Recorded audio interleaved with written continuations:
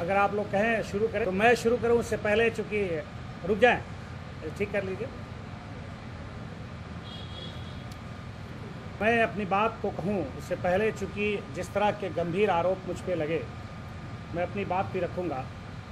चूंकि जो आरोप लगा उस आरोप में कहीं न कहीं मेरे परिवार का भी संलिप्तता, घर का नाम लिया गया। इसलिए मेरी पत्नी की तबीयत ख़राब होने के बावजूद कल अपने से स्वयं या बॉम्बे से तो इस स्वतंत्र भारत में सबको ये अधिकार है अपनी बात रखने की। आप भी आइए, चूँकि हमारा पूरा परिवार सदमे में है और हमारे रिश्तेदार सदमे में हैं, हमारे बच्चे सदमे में हैं। और चूँकि हमारे बच्चे बॉम्बे के सबसे बेहतरीन स्कूलों में एजुकेशन लेते हैं, एक हमारे घर का अच्छा वातावरण है। ज़िंदगी में आज तक इतनी बड़ी किसी ने जुर्रत नहीं की इतनी बड़ी इल्ज़ाम लगाने की। इसलिए मैं बारहा पहले भी कहता रहा, जिस दिन बात आई उस दिन मैं भाजपा ज्वाइन करने के बाद एक सोशल प्रोग्राम था। मैं वहाँ चला गया। रात को तकरीबन 12 बजे जब लौटा तो टेलीविज़न पे लोगों के ज़रिए पता चला। मैं रात को आपके बहुत से चैनल वाले लोगों को मैंने ख़बर की, बुलाया, मैंने अपनी बात रखी, चुनौती दिया उसको। मुझे लगता है 56-57 घंटे हो गए हैं और अभी तक जवाब नहीं आया। हो सकता है जब वो झूठा इल्ज़ाम लगाएं तो झूठे रास्ते अख्तियार भी कर सकते हैं, और जो आदमी जब झूठ बोलने लगे और बेबुनियाद की बात करे तो फिर उससे किसी भी बात की तवक्को, किसी भी बात की उम्मीद रखी जा सकती है। मैंने चुनौती आप लोगों के माध्यम से लगातार परसों से दे रहा हूँ, अभी तक उन्होंने हमारे बात का जवाब नहीं दिया। और मैं आप लोगों के सामने सिर्फ इतना कहना चाहता हूँ कि आज तक 15 साल में मुझ पर 107 के भी मुकदमे नहीं आए, और इतनी बड़ी इल्ज़ाम हमने अभी उनको नोटिस बना लिया है। नोटिस हमारे वकील के थ्रू उनके पास जाएगा, क्योंकि 24 घंटे से ज़्यादा हो गए उनके जवाब नहीं आए। मैं इंतज़ार कर रहा था। मैंने चुनौती भी दी। मैं अभी भी कहता हूँ कि वो अपने घर मुझे बुला लें, पूरे मीडिया को बुला लें, मेरे घर आ जाएं, कोई तीसरी जगह पसंद कर लें, उनके पास सत्यता हो, प्रमाण हो, बैठकर पूरे देश को बताए।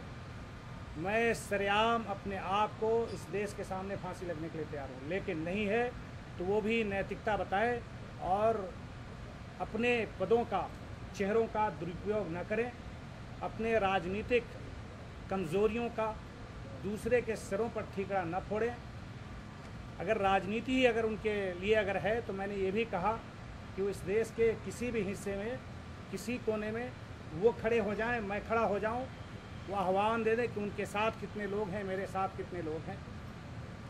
लेकिन मुझे पता है कि झूठ की बुनियाद हमेशा कमज़ोर होती है। मैं 6 साल राज्यसभा में इस देश के सबसे उच्च सदन का मेंबर रहा, तभी किसी को बात नहीं आई।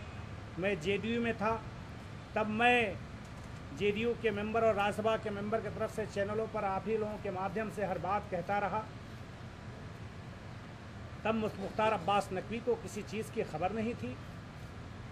और जिस दिन मैं भाजपा ज्वाइन करने लगा, जिस दिन मैं ऐसा लगा मुझे कि अब देश कठिन परिस्थितियों से गुजर रही है, इसमें योगदान हर समाज, हर धर्म, हर जाति का होना चाहिए, उस वक्त उनको शायद ऐसा लगा होगा कि ऐसे लोग जो ज़मीन से जुड़े हुए हैं, जुड़ने वाले लोग हैं, लोगों को जोड़ते हैं, अगर ऐसे लोगों की कदम अगर यहाँ आ जाएगी तो शायद हमारी कुर्सी हिलने लगेगी। इस तरह का अगर उनको कोई शंका था तो एक बार हमसे बात कर लिया होता, हमसे मशवरा कर लिए होते। राजनीति में वो भी उसी सदन के मेंबर हैं, मैं भी रहा। कब कई बार हमारे हाथ में हाथ डालकर मुसाफा और सलाम करते रहे, बात करते रहे। कुछ चंद रोज़ पहले एयरपोर्ट पर मैं भी सफ़र कर रहा था, 1 घंटा हमारे साथ बात किए। तभी आपको किसी तरह की कोई क्वेश्चन नहीं, अभी 2 हफ्ता पहले, 3 हफ्ता पहले, डेट एग्जैक्ट याद नहीं है। मैं अखबारों में देख रहा हूँ कि किसी तरह की कोई बात लिखी जाती है, बड़ी विडंबना है देश की, कि अगर मैं सरेआम, मैं समझता हूँ कि आप लोग यहाँ जितना लोग बैठे हैं, अरे थोड़ा नीचे कर भाई,